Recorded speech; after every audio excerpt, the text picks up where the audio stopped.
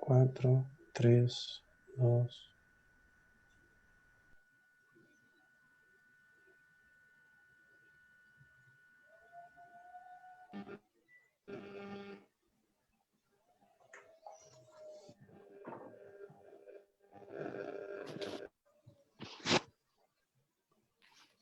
Estamos en vivo. Y acá. Qué lindo. Mucho madrijim.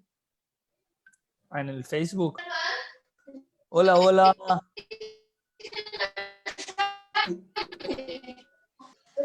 Ya estamos en vivo en Facebook con más de 20 personas.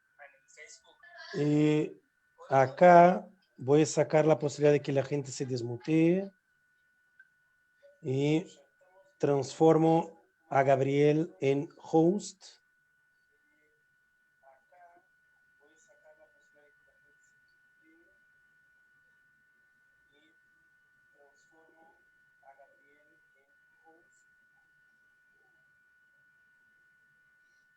Y empezamos. Ahora sí. Ahora estamos bien, estamos muy bien. Empezamos.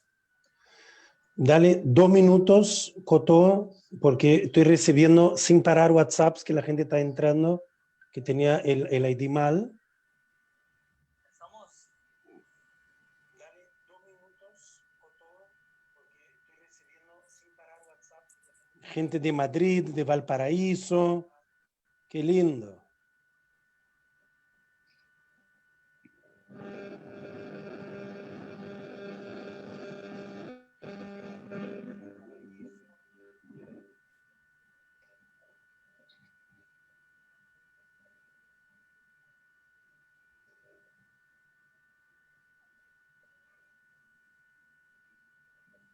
Y vamos, Cotó.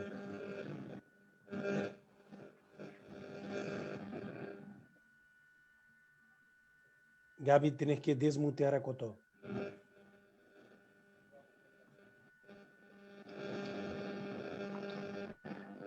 Tú te has mantenido como host, ¿no? Y Gaby, aceptar la gente que está entrando, o Pato, poner a Gaby como co-host. Para que vos puedas Claro. aceptar la gente. No me está permitiendo.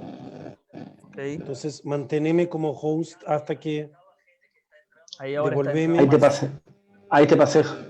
Listo. Ahí te pasé host a ti, ¿ok? Ok. Ok, bien. Vamos a empezar. Pato, empezar. Decir shalom, después Dani. Y ahí empezamos. Bueno, buenas noches a todos. Les pedimos perdón por los detalles técnicos, pero lo lindo es que estamos acá, todos, como una gran familia. No, justamente, mes de Lul, después hablaremos más de eso, pero un mes de reflexión de quién fuimos, quién somos, quién queremos ser. Y decidimos, junto con el Keren Hayasod y con la agencia judía, hacer algo novedoso, hablar de la historia de Israel sin necesariamente estar hablando del conflicto, por una profunda creencia que el sionismo y Medinat Israel es un pilar fundamental del judaísmo moderno. Y nada más lindo que estar repasando la historia de nuestro Estado, si Dios quiere la futura casa de muchos, pero poniendo el foco de nuevo, cuáles fueron los procesos que Israel pasó para llegar a ser lo que es hoy. Y además de eso, decidimos traer solo especialistas de Israel para tener voces diferentes de expertos que viven ahí, que entienden de verdad la realidad, para contar toda esta historia de nuestra Medinat Israel. Le callo, que siempre hablo mucho, paso la palabra al Dani Kaplan, el representante del Keren Hayasod acá en Chile, agradeciendo mucho de nuevo a la agencia judía y el Keren Hayasod por siempre ser nuestros socios. No es algo novedoso, pero por la continuidad de esta sociedad. Muchísimas gracias, Pato. Quiero realmente agradecer por la iniciativa, también al Mercaz, también a la Sojnut Yehudit, la agencia judía. Muchísimas gracias, Cotó. Es un honor estar junto con ustedes y con Gabriel Ventasgal esta noche. Creo que es una iniciativa, como el Rapato está diciendo, un poco diferente a lo que generalmente estamos acostumbrados. Vamos a hablar más de Israel de hoy, vamos a hablar de Israel del día a día. Entiendo que también las cosas buenas y las cosas malas. Pero es un gran honor y creo que la van a pasar y se van a entretener muchísimo. Cotó, contigo, muchísimas gracias.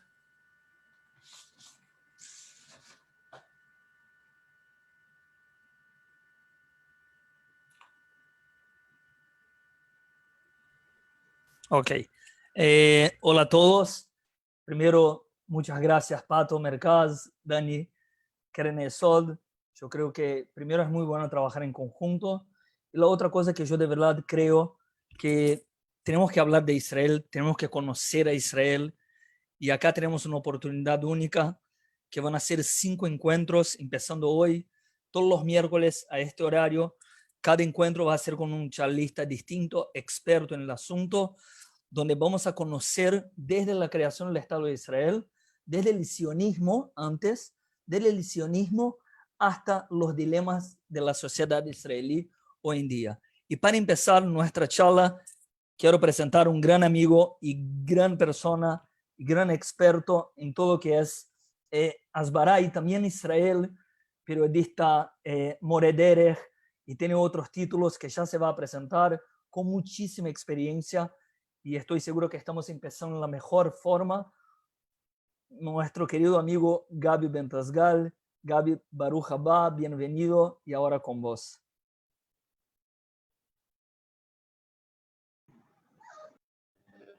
Muy bien, ante todo, muchas gracias y también para mí es un honor estar en una actividad, además que organiza Ken Esod junto con la agencia judía y con Pato y con Cotó. Tengan en cuenta que durante años serví de Sheliach en Uruguay. Y cuando vos sos Sheliach, vos te encargás de gastar el dinero que juntan otros. O sea, nosotros gastamos el dinero que junta para nosotros el Ken Esod. Así que tengan en cuenta que el Estado de Israel sí necesita del fondo y de nuestras ayudas, porque por más que somos una potencia económica en muchos aspectos, hay muchos aspectos de la vida civil que el Estado no se puede hacer cargo y que no se hace cargo de hecho. Por ejemplo, escuelas en lugares alejados, que el Estado no tiene los fondos para poder hacerlo y siempre hay la ayuda de algún buen judío que nos ayuda a hacer una sociedad mejor y a proteger especialmente a los más desprotegidos. Así que nosotros pagamos los impuestos en Israel y es muy bueno que ustedes ayuden también a que en eso. Así que gracias Dani por el trabajo que haces en Chile. Y lo siguiente, una aclaración importante. Hace unos días hubo un hecho lamentable en Israel de una violación de una chica. Y la Embajada de Israel en Argentina me pidió que entre en un programa de televisión de muchísima audiencia para intentar explicar qué es realmente lo que pasa, porque las leyes en Israel que defienden a nuestras mujeres son muy buenas. Entonces, no quieren que se quede el mundo solamente con la imagen que sucedió un hecho lamentable, sino también mostrar la fortaleza de nuestras leyes. Y para eso me pidieron que intervenga en ese programa de televisión. Por lo tanto, lo que voy a hacer yo es voy a empezar mi charla y luego voy a parar cuando me llamen de la televisión. Pato va a continuar haciendo una pequeña actividad y yo voy a volver. Les pido por favor que me tengan mucha paciencia y comprensión. Al fin y al cabo, lo más importante es que el Estado de Israel sea visto de la forma correcta. Y por lo tanto, me tomé el atrevimiento de cortar una actividad por la amistad, por más que no me gusta hacer lo que estoy haciendo, porque quiero defender la buena imagen de un país que vale la pena defender. Así que, dicho todo esto, voy a empezar de la siguiente manera. Es importante entender que cuando tú caminabas por una calle de Barcelona en el siglo XI, por ejemplo, y te señalaban con el dedo y decían, ahí va, no te decían, ahí va el catalán, porque Cataluña no tenía una identidad definida en ese momento. Tampoco te decían, ahí va el español, porque el español es un fenómeno posterior. Tampoco te decían, ahí va el ser humano. Te decían, ahí va el judío. ¿Y por qué? Porque la identidad judía, como muy bien dijo el filósofo Eliezer Kaplan, es una civilización, es una mezcla de identidades. De hecho, para los que tuve la suerte de escuchar una vez a Abraham Infeld, un pensador judío, decía que la identidad judía se basa en 5 patas. Primero, somos un pueblo. Somos los descendientes del pueblo de Judea y por eso nos llamamos judíos. Lo segundo, somos una religión. Pueblo y religión en el judaísmo están fusionados. Lo tercero, tenemos una costumbre muy parecida al pueblo judío. Los judíos del mundo tenemos costumbres parecidas. Lo cuarto, tenemos una memoria colectiva. Una memoria colectiva. Y lo quinto, tenemos un idioma. Tenemos 5 pilares. Y Abraham Infeld dice, y creo yo de forma correcta, que si tú logras mantener 3 de los 5 pilares, la educación judía de tu hijo puede permanecer. Porque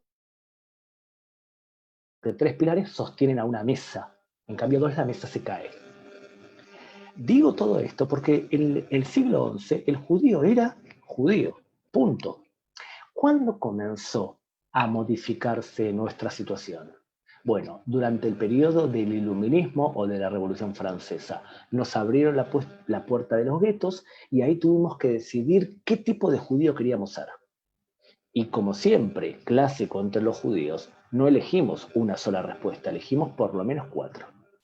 La primera respuesta fue: queremos ser europeos, queremos ser alemanes, no queremos ser más judíos, y nos asimilamos. Ese fenómeno es el asimilacionismo. Muchos judíos que se asimilaron quedaron en el camino, dejaron de ser judíos. Yo vengo de una familia completamente asimilada. Mi abuelo fue un jugador de fútbol de la selección argentina, y él no sabía nada de judaísmo, y no le pasó a mi padre nada de judaísmo.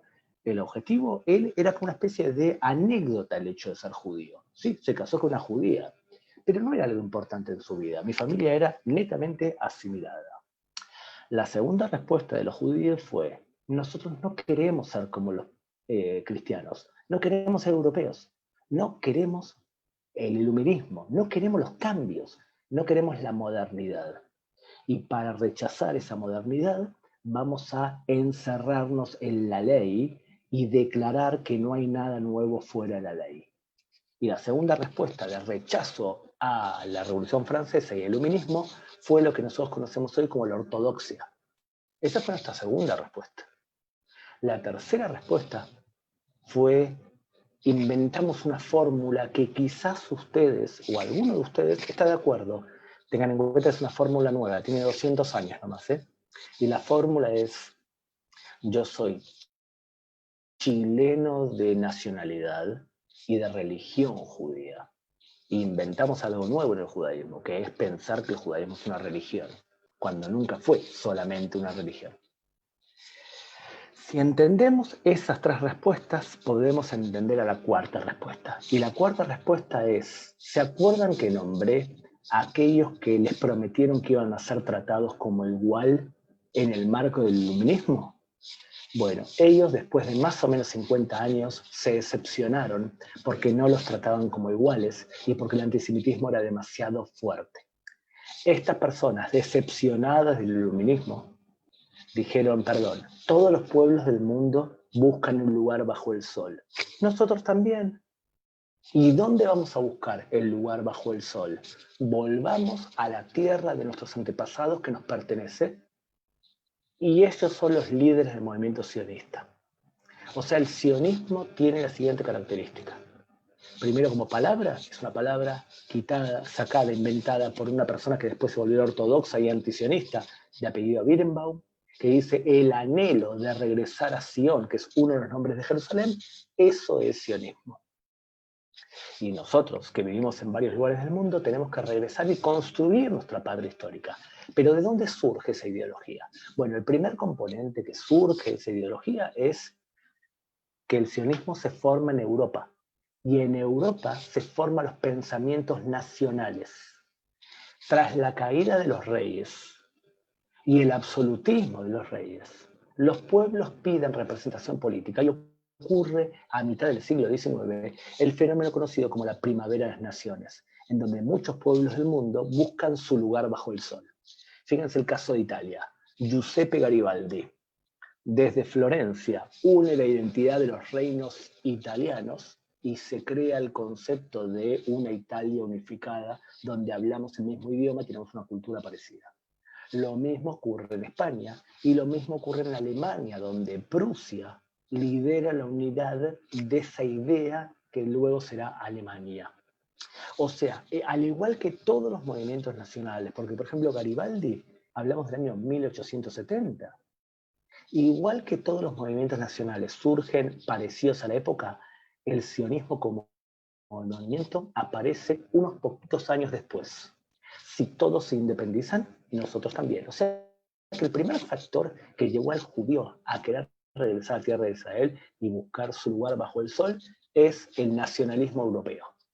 Por eso es importante recordar que el sionismo como movimiento político se crea ante los judíos de Ashkenazim, de Europa. Porque los judíos faradim no vivieron ese fenómeno de la primavera de las naciones en los países árabes.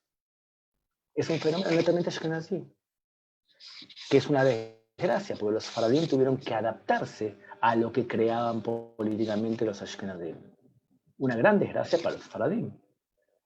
De todas formas, la primera razón es el nacionalismo en general europeo, y la segunda razón importante es el antisemitismo. La promesa de ser tratados como igual prontamente se descubrió como que era algo que no se cumplía. El antisemitismo, que es un fenómeno netamente europeo, es mucho más fuerte de lo que los que declaraban los líderes que nos prometían igualdad, y nos vimos forzados también a buscar nuestro lugar bajo el sol. Tengan en cuenta que la gran mayoría de judíos no compró el sionismo. La minoría compró el sionismo. Entendiendo esto, como acabo de explicar ahora, una de las genialidades de los sionistas fue que entendieron rápidamente que para poder crear un movimiento político había que, ante todo, hacer y pagar. Vuelvo a repetir, hacer y pagar. Teodoro Herzl desarrolla el concepto de hagamos una actividad política para conseguir el reconocimiento de los países europeos a nuestro movimiento. Y él, de hecho, dilapidó su fortuna personal sobornando al Papa, sobornando al sultán del Imperio Otomano, sobornando a los alemanes para que lo recibiesen, ¿está bien? O sea que todo eso lo hizo Herzl con su dinero propio. Y él llama a las comunidades judías del mundo a unirse a un nuevo movimiento, que es el movimiento sionista, pidiéndole a cada uno un shekel. O sea, el shekel es el impuesto para poder participar. Y las comunidades participaban de acuerdo a cuántos shkalim donaban. El movimiento sionista y su primer congreso, que es el año 1897, empieza ya revolucionario. Primero, fíjense qué adelantado era en un montón de cosas. Lo primero, el primer congreso sionista las mujeres ya tenían voz. Y en el segundo congreso ya tenían voto incluso. Más o menos 50 años antes que otros movimientos nacionales le dieran voto a la mujer. Y ya cuando nace el movimiento sionista, tiene características muy parecidas a las que tenemos hoy en el Parlamento. Es un movimiento pluralista, es un movimiento proporcional. Se divide el poder entre las fuerzas políticas proporcionalmente a qué shekel da. Y también a la representación ideológica. Enseguida surgen visiones. O sea, la primera visión fue la de Herzl. Y Herzl dijo, ante todo hagamos una actividad política. Pero tenía una oposición Herzl. ¿Y la oposición de Herzl cuál era? ¿Alguien sabe? Era el sionismo práctico. No vale hacer política. Hagamos sionismo práctico. O sea, hagamos cosas concretas. ¿Bien? Luego de ellos viene Chaim Weizmann y dice, no, hay que hacer las dos cosas. Y él es el inventor del sionismo sintético. Una mezcla entre práctico y político. Una de las primeras cosas que hace el movimiento sionista es, hagamos cosas en el terreno. Y de hecho, toma dos decisiones muy importantes. La primera, juntar dinero para comprar tierras. En el año 1901 se funda el Keren Kayemet Israel, cuya misión es redimir las tierras, comprarlas. Y compramos las tierras. Cuando declaramos la independencia de Israel, el 7% del territorio era propiedad de los judíos, concreta. Y los árabes no tenían propiedad igual. El hecho de que tengan una ciudad, una casa, no significa que la tierra era propiedad de los árabes, era territorio público, ¿se entiende? El hecho de que haya una casa encima de una ciudad no significa que la tierra sea de los árabes. Lo que ocurría era que era parte del imperio otomano en este caso, era territorio público.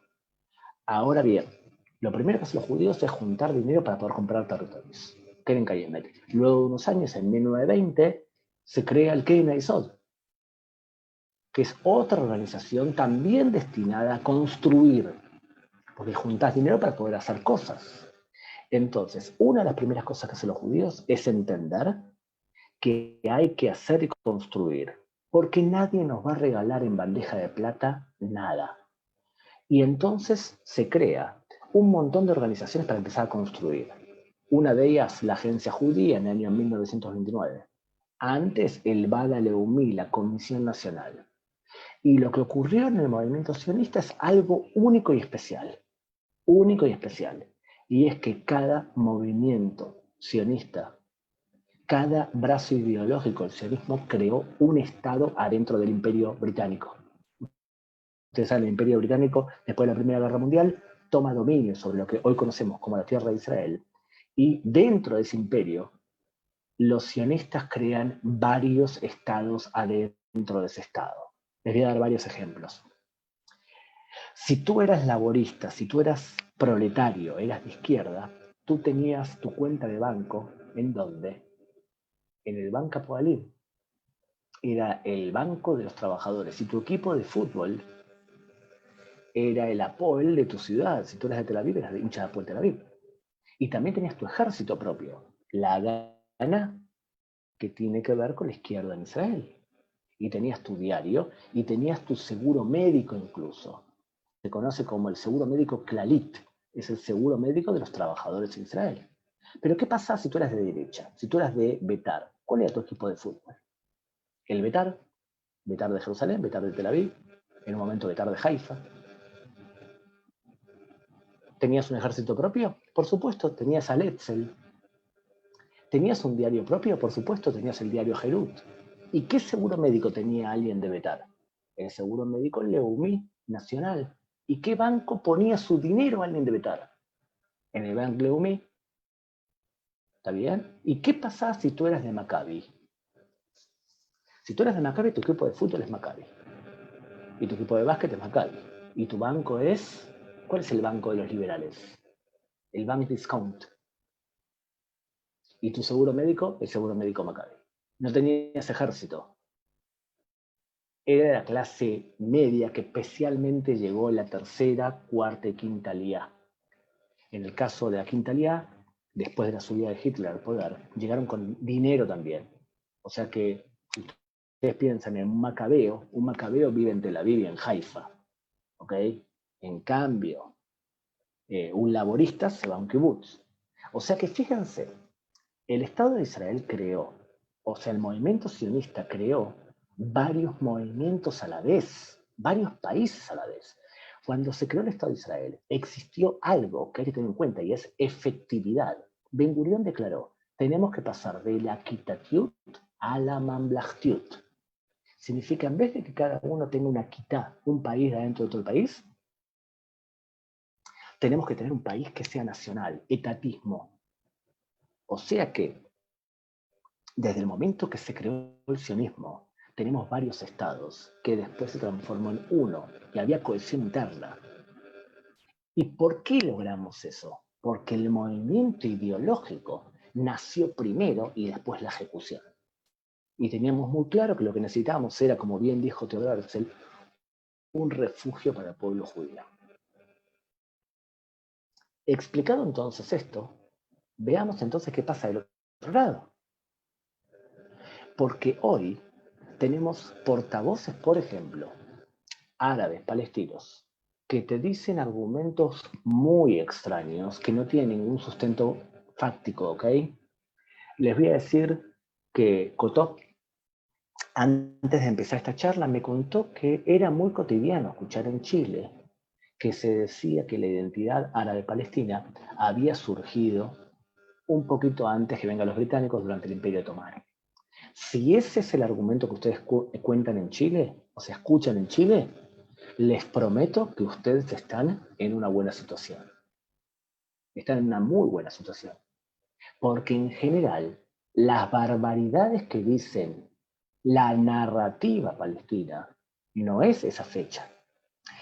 Les voy a dar los casos más extraños para que vean hasta qué punto ustedes están bien, si esa es la realidad. Les voy a decir el caso más exagerado, ¿está bien? Saeb Arikat, negociador palestino, oriundo de Jericó. Él dice que los palestinos son descendientes de la cultura netufense.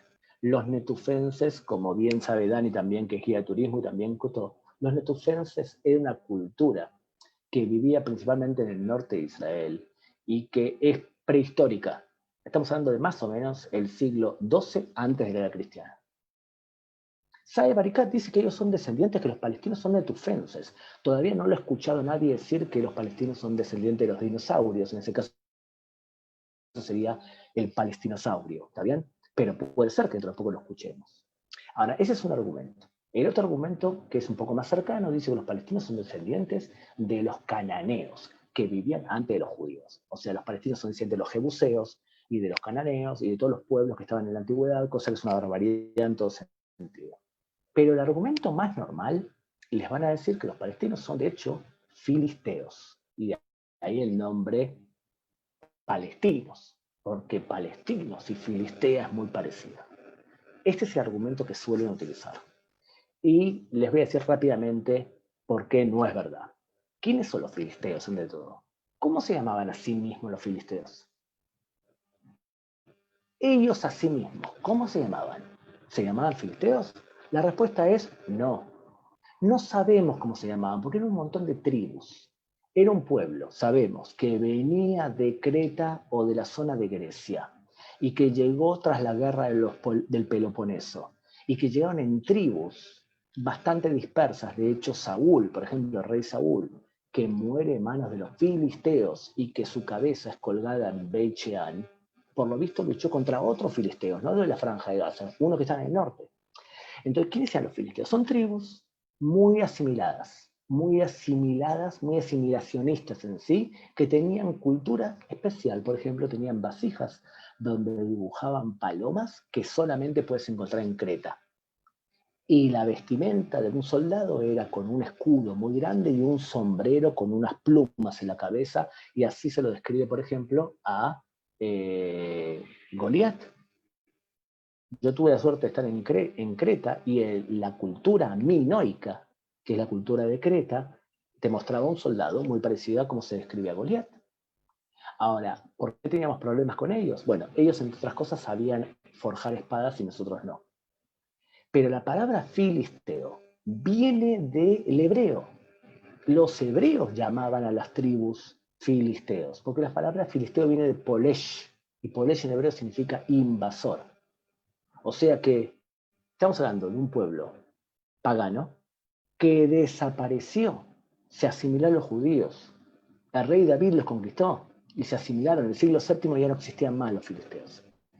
Lo que pasa es que los romanos, para humillar a los judíos y quitarle la identidad al pueblo judío, colocó a la tierra de Israel en el año 135, el emperador Adriano, el nombre de Palestina, o Siria Palestina, que las explicaciones son, la más normal es que es para humillar a los judíos y decir que son filisteos, y por eso el nombre Palestina, pero hay otra explicación más, y es que la palabra palaístes en griego significa el que lucha contra los ángeles, y de ahí el nombre Israel.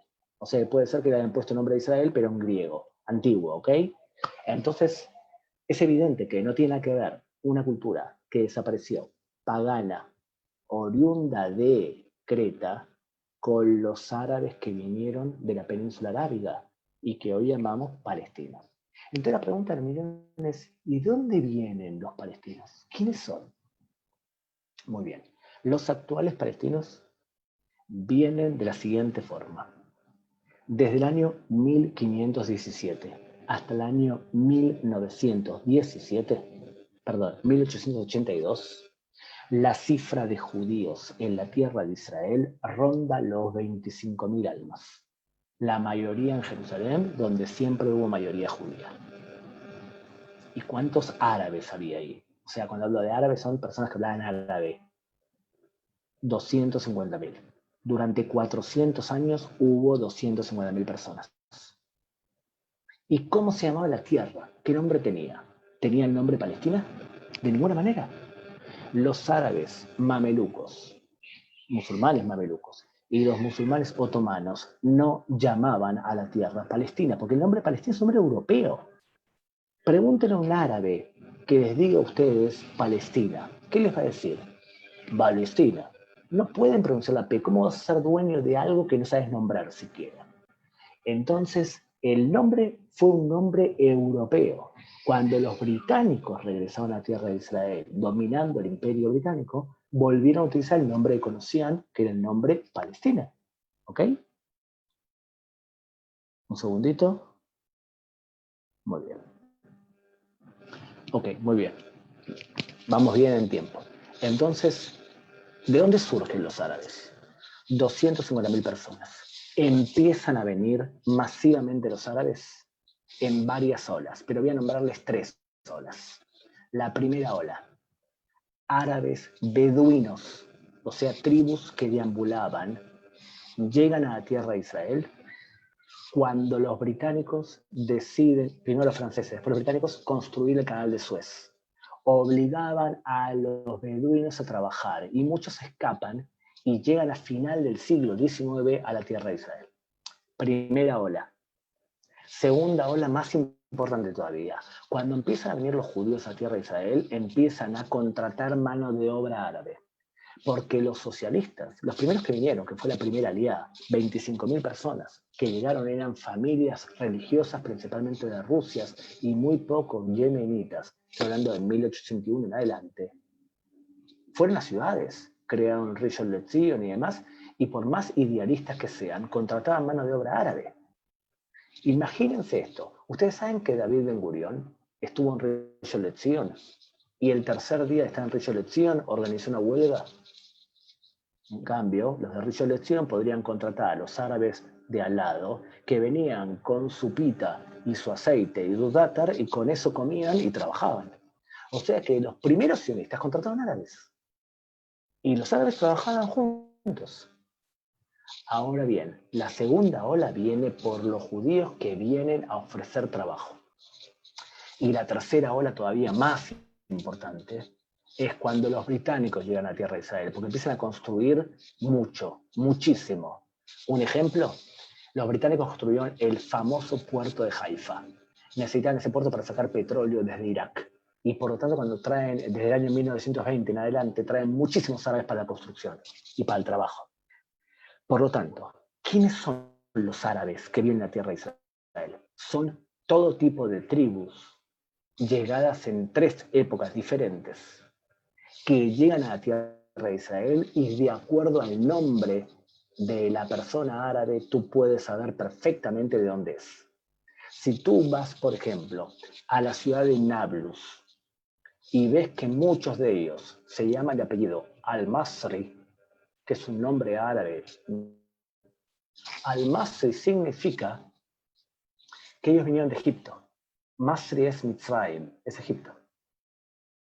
O sea, tú dime el nombre, que si tú te llamas, por ejemplo, Zarqawi, de apellido, tú vienes de Zarqa, y Zarqa está en Jordania. Tú dime el nombre y sé de dónde vas a venir. O sea que cuando alguien les diga, pero los árabes palestinos somos 50.000 millones de años en la tierra de Israel, mi nombre es Masri. No, señor, Masri llegó a la mitad del siglo XIX y llegó de Egipto. Entonces sabemos de dónde vienen los árabes. Sabemos perfectamente. Lo que ocurrió fue, escuchen bien la cifra, de 250.000 árabes que teníamos en el año 1881 aproximadamente, tenemos que cuando se crea el Estado de Israel ya hay 1.250.000. No fue reproducción natural, fue inmigración interna dentro del Imperio Otomano y luego dentro de los británicos. Estos son los árabes que estaban en la región. Ahora bien, comparemos los dos movimientos nacionales. Es cierto que el nombre Palestina empezó a utilizarse por los árabes, pero solamente de manera muy esporádica. Por ejemplo, Hay un diario árabe en el año 1911 que ya tiene el nombre Palestina. Pero el nombre Palestina era judío. Cuando ustedes decían, yo leo el Palestine Post. El Palestine Post es lo que hoy en día es el Jerusalem Post. Y la Sinfónica de Palestina era la Sinfónica de los judíos. Y el Banco de Palestina es el Banco de los judíos. Cuando se creó el Estado de Israel, Ben Gurión sopesó varios nombres para la tierra de Israel. Uno de ellos fue Palestina. Lo descartó rápido porque era una humillación romana. ¿Saben qué otros nombres pensamos? Bueno, llamémonos Judea, si somos descendientes del reino de Judea, somos judíos. Otro nombre era, por supuesto, Israel.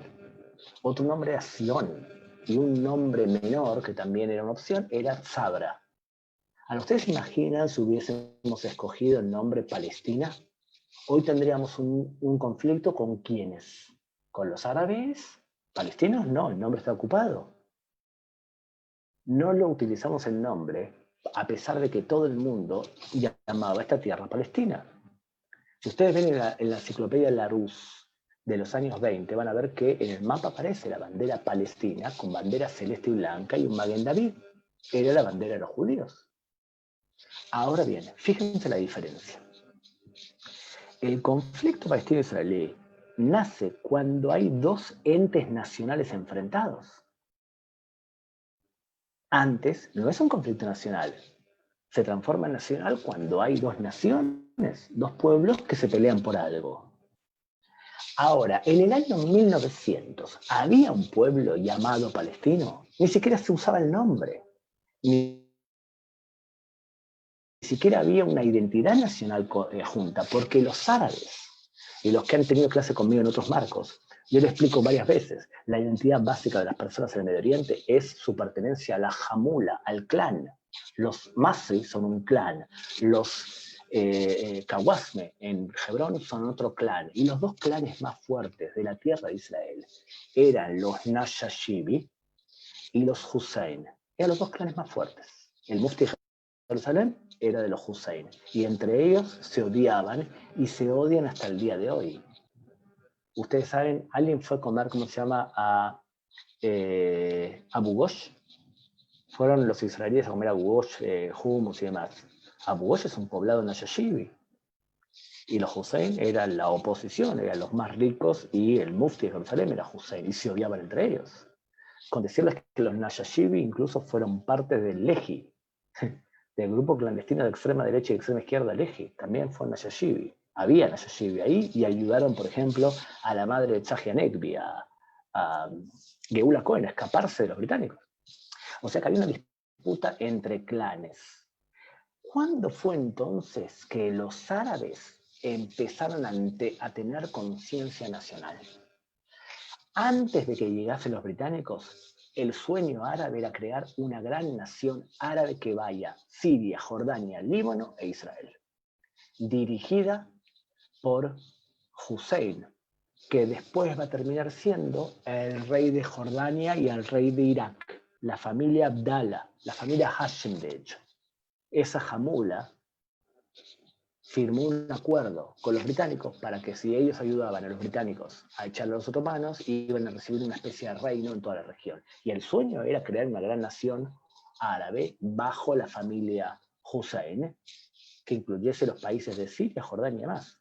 Cuando los británicos dijeron claramente que no va a ocurrir eso porque Siria y Líbano quedaba para las manos francesas, entonces los árabes locales dijeron, bueno, nosotros también queremos algo propio. Porque los Hussein se terminaron quedando con Jordania y con Irak. ¿Y qué pasaba con los árabes que vivían en la tierra que hoy conocemos como Israel?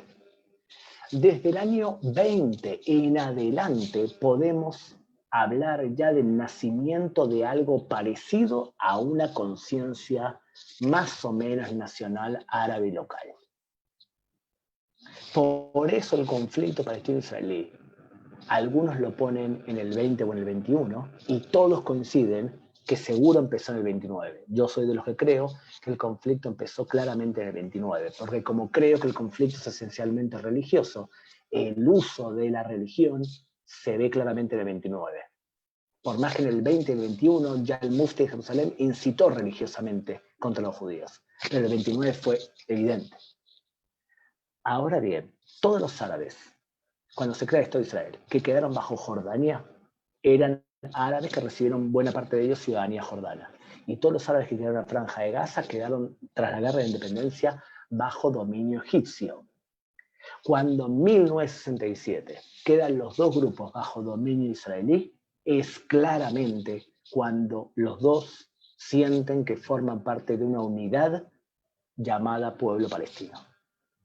No podemos hablar de una identidad nacional árabe-palestina antes de la llegada de los británicos, porque los árabes locales copian el modelo nacionalista europeo. Los árabes copian lo que hicieron los judíos y buscan algo parecido, con la diferencia fundamental que los árabes, en vez de construir varias naciones como hicieron los judíos, invirtieron especial fuerza en destruir lo que construían los judíos, en vez de construir su propia nación. También los árabes tenían una Sojnut Yehudit, una agencia judía, que no funcionó. Construyeron los árabes del Mufti de Jerusalén, construyeron kibutzim, construyeron ciudades. El objetivo no era ese, el objetivo era que los judíos no tengan. Entonces, la identidad que hoy conocemos como árabe palestina nace esencialmente por el rechazo a la identidad sionista. Y se desarrolla desde 1920 en adelante y explota en su esplendor después de la guerra del 67. Yo soy de los que cree que los árabes palestinos se merecen un Estado propio. No por eso acepto que me digan que los palestinos son netufenses, que son filisteos, o que la identidad palestina nace en la Edad Media, porque eso es una bobera histórica. Los árabes palestinos nacen claramente después de la Primera Guerra Mundial como identidad y después del 67 claramente. ¿Tienen derecho? Para mí tienen derecho. No hace falta que me mientan. Muy bien. ¿Les parece si pasamos a preguntas?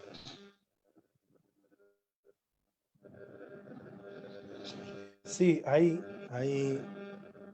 voy a escribir acá. Quien tiene preguntas puede escribir en el chat y voy a escribir también. Y también pueden escribir por medio del Facebook.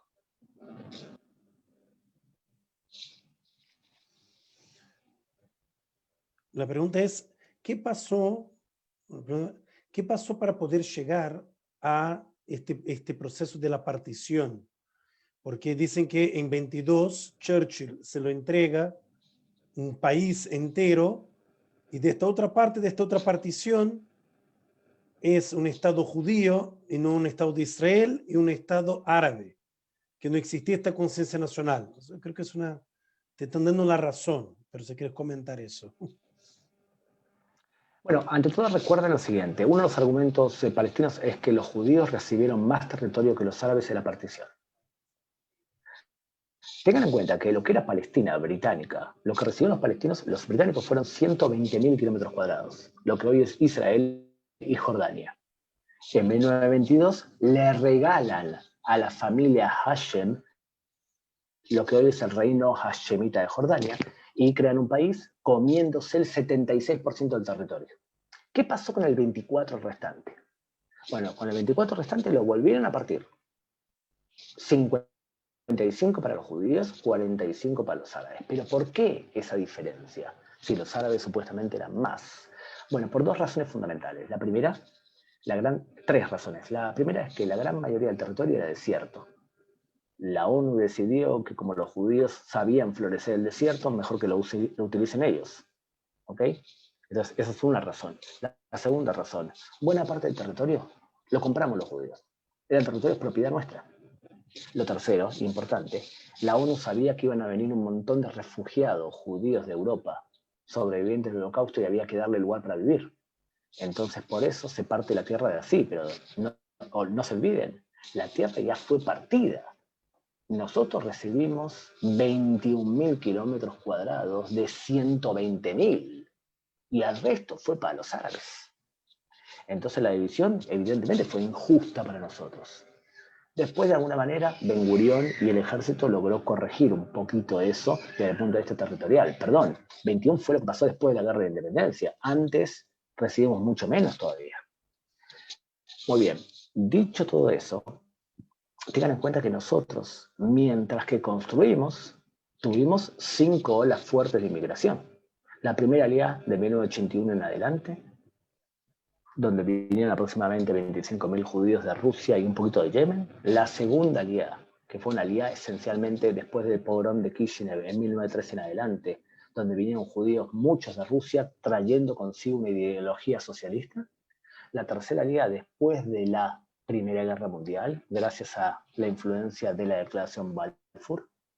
La cuarta alía por la crisis económica en Polonia, Olim de Polonia a Rusia, lo que se llama la alía de los kioscos, y la quinta alía después del ascenso de Hitler. Tenemos 5 olas de inmigración donde los judíos de todo el mundo pasamos de ser 25.000 al momento de la partición que ya éramos 600.000.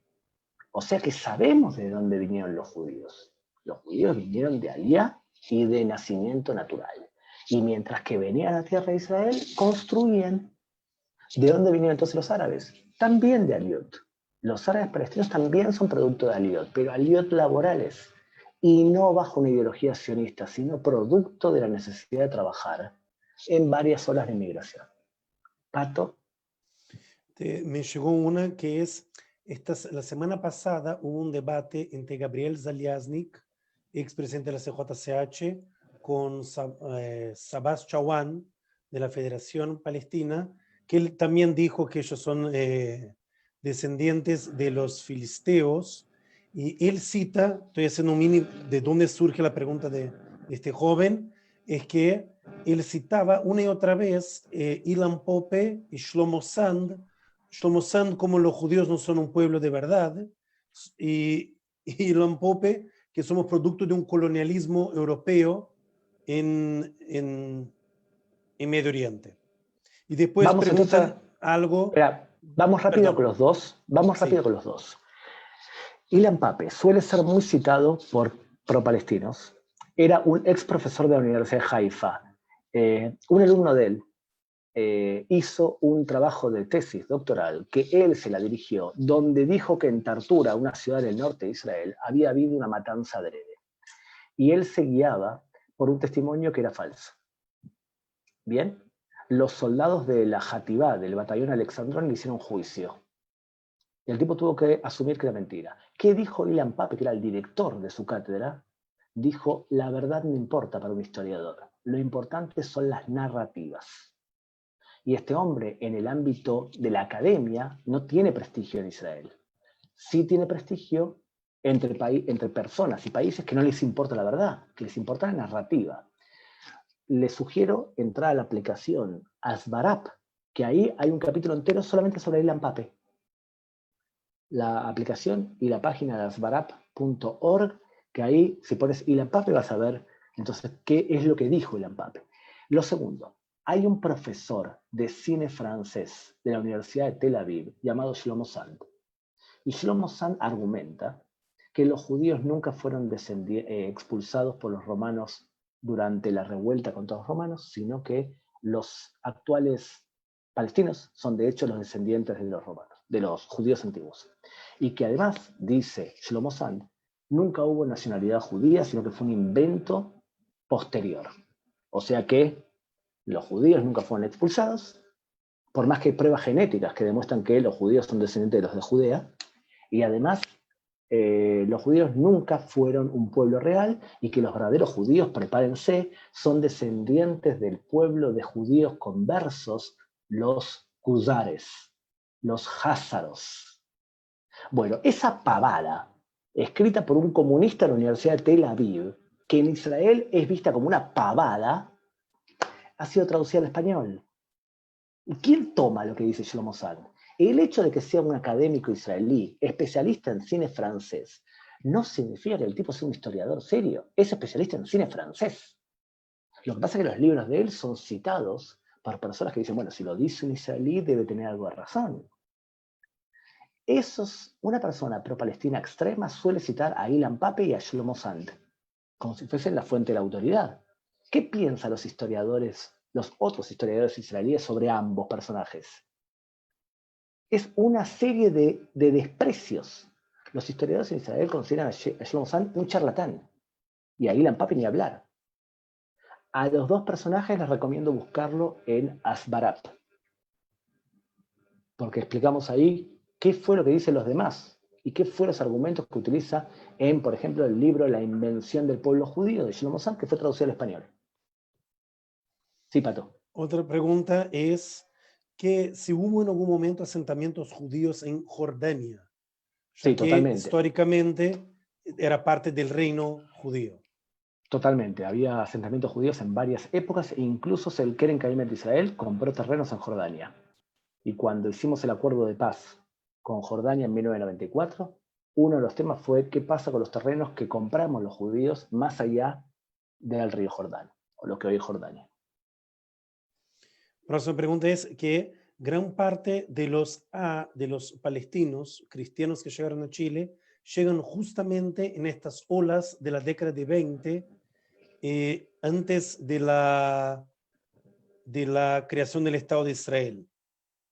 Si puedes comentar eso, ¿por qué los árabes cristianos en Chile dicen ser palestinos y en verdad llegaron antes y son cristianos y producto de esta pelea pre-creación del Estado? No solamente eso, dicen que fueron expulsados de la tierra de Israel, muchos de ellos, y otros no te cuentan de verdad qué pasó con ellos. A ver, un cristiano y un judío tiene el estatus de dhimmi en el Islam. Significa ciudadano de segunda que puede vivir bajo el Islam siempre y cuando pague impuesto por cabeza conocido como jizya. Durante el año 1915, los otomanos, viéndose que estaban perdiendo lo que sería la Primera Guerra Mundial, quieren enrolar a los árabes cristianos de Belén y de Ramala y de alrededores también. Y los cristianos no quieren. Y los árabes cristianos de Belén, Ramala y alrededores, uno de ellos empieza a venir a Chile y encuentra que puede hacer negocios perfectamente a través de vender y comprar telas. Y él trae a otros palestinos. O sea, el nombre ideal sería, bueno, en la primera etapa debían ser otomanos, del Imperio Otomano, y después parte del mandato británico sobre Palestina. Pero lo que creo fue que ellos se trajeron unos a otros. Lo que ocurre esencialmente es que la ideología que guiaba a estos árabes palestinos que llegaron a Chile era la ideología panarabista, que decía que todos los árabes somos hermanos, que es una ideología creada por un cristiano, y que nosotros tenemos que pelear contra los que no son árabes. Entonces algunos siguen con esa ideología, cuando la verdad es que el Medio Oriente de hoy no es panarabista, es panislamista. Todos los musulmanes tenemos que echar a los que no son musulmanes. Y en ese contexto, los cristianos también están afuera del tarro. Entonces, la comunidad palestina de Chile sigue pensando de forma panarabista. Están desfasados completamente. Y peor todavía, se ha extremizado, porque durante años los cristianos de Chile, palestinos, tenían excelentes relaciones con los judíos, porque los dos sabíamos perfectamente quién era el enemigo, los musulmanes radicales. En los últimos años, la comunidad palestina de Chile se ha radicalizado porque está manejado por gente de extrema derecha, de extrema izquierda, por gente comunista, por gente muy radical en su forma de pensar, y evidentemente esa es la respuesta de hoy. Pero de verdad no tiene lógica que un cristiano apoye a lo más radical del Islam. Pero no crean que es el único fenómeno, ¿eh? Hay maronitas totalmente pro-israelíes y hay maronitas que parecen que hablan como si fuese Hezbollah. Maronitas son cristianos del Líbano, ¿ok? O sea que cristiano puede ser de dos lados. Tenés cristianos que son súper pro-cristianos y súper pro-israelíes, y tenés cristianos que hablan igual que fuesen musulmanes radicales. En el caso de Chile, los cristianos de Chile, la dirigencia, habla de la misma forma que el Hamas, muy parecido, mucho más que la autoridad palestina. Solo recordando que ya son 2:30 de la mañana allá en Israel. Entonces voy juntando las últimas preguntas. 4:30. 4:30, nada de 2:30. Y todavía no me llamaron de la televisión, ¿eh? En más 45 minutos podés poner tefilín, porque ya hay Nitza Shahar, entonces estamos tranquilos, podemos seguir acá. Pero lo que sí, la pregunta que te llega es, ya caminando para el final, si de verdad Israel es producto solo de la Shoah, o sea que como que la legitimidad del Estado de Israel es por culpa o gracias a la Shoah, o sea, podemos decir que ya existía, bueno, este año cumpliendo 100 años la conferencia de San Remo, puede entrar un poco de qué respuesta darías a alguien que dice que Israel solo tiene derecho por la Shoah. La Shoah lo que hizo fue que varios países que no lo hubiesen hecho tan rápido reconozcan la necesidad de un refugio judío. Pero el refugio judío ya estaba siendo construido durante años. Yo les conté, los judíos del momento que el movimiento sionista empezaron a venir, empezaron a construir. O sea que el Estado de Israel se hubiese creado igual. Con Shoah, sin Shoah, se hubiese creado igual. Era evidente. Porque cuando vos construís, a la larga te independizás. O sea que el pueblo judío, ya les dije, si ustedes dicen, bueno, había bancos, sí, había equipos de fútbol, sí, había diarios, sí, había caminos, sí, había casas, sí, todo sí, había gobierno, sí. Fíjense, según la ley internacional, un país tiene que tener 4 elementos vitales para poder ser considerado país. 1, una población fija. 2, un territorio fijo. 3, capacidad de poder gobernar y hacer un gobierno efectivo. 4, capacidad de tener relaciones internacionales. Eso se llama en ley internacional las premisas de Montevideo. Los judíos, desde el momento que llegamos, después principalmente de la Primera Guerra Mundial, teníamos ya los 4. Teníamos la Sojnut, que era un gobierno.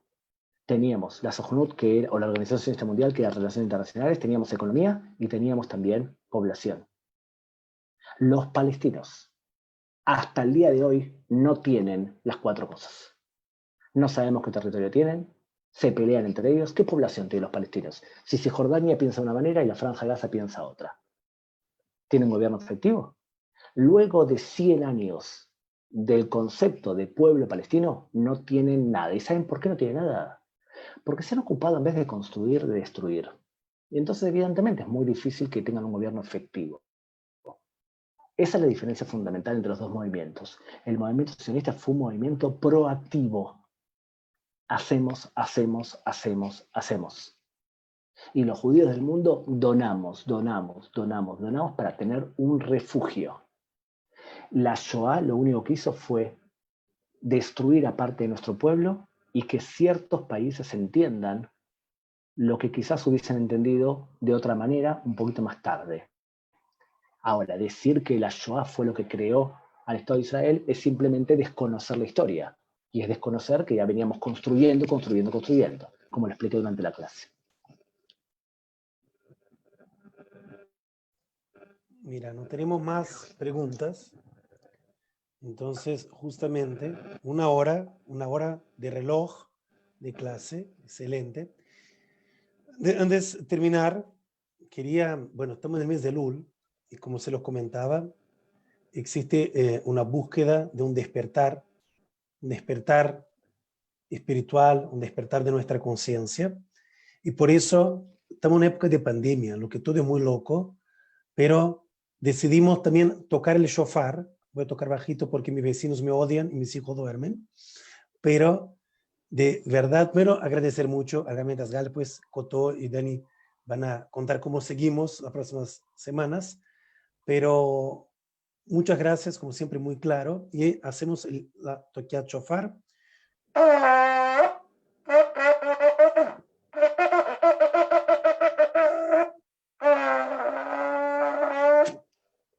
Así, bajito. Esperamos con la fe que mis hijos no se despertaron. Mi mujer ya vino a decir que por qué estoy haciendo esta idiotez a las 9:35, pero conocemos. Coto, ¿cómo seguimos? Gaby, de nuevo, muchísimas gracias. Y bueno, despide vos, no yo. Hola a todos. Bien, Gaby, muchísimas gracias. Increíble, importante aclarar a todos que la idea es entender el proceso. No es entrar en casos específicos, y sí entender todo el proceso de la creación del Estado de Israel, quién estaba ahí antes, y yo creo que Gaby nos contestó de una forma espectacular. Muchísimas gracias. El próximo miércoles a las 8:30 nos encontramos para hablar, ahora que ya sabemos cómo llegamos al Estado de Israel, ¿qué pasa entonces? Desde que hay la creación del Estado de Israel, ¿qué pasa en el inicio de este Estado judío tan joven? Y para eso traemos una persona increíble, Rachel, una experta en el asunto, que da clase en el Mahon Madrejim también, y nos va a explicar los primeros años del Estado de Israel hasta el juicio de Eichmann. Muchas gracias a todos. Dani, אני נותן לך, אתה רוצה להגיד משהו? Yo nada más agradecer a todos los que estuvieron con nosotros. Muchísimas gracias a Gabriel, Rav Pato, Cotó, Sohnut, Marcaz. Muchísimas gracias a todos. Y espero verlos en las próximas semanas. Cuéntenos a los amigos que vengan en cantidades. Sí, un abrazo a todos y por Facebook o por Zoom nos vemos en el próximo miércoles a las 8:30. Laila Tov Lekulam. Gaby, toda la baleja. A Gaby hay que decirle Boker Tov, Gaby. Boker Tov. Lo Ishan. Chao. Chao a Justo me están todos. llamando ahora. Chao, chao. Chao, los quiero. Bye, bye. Chao, gracias.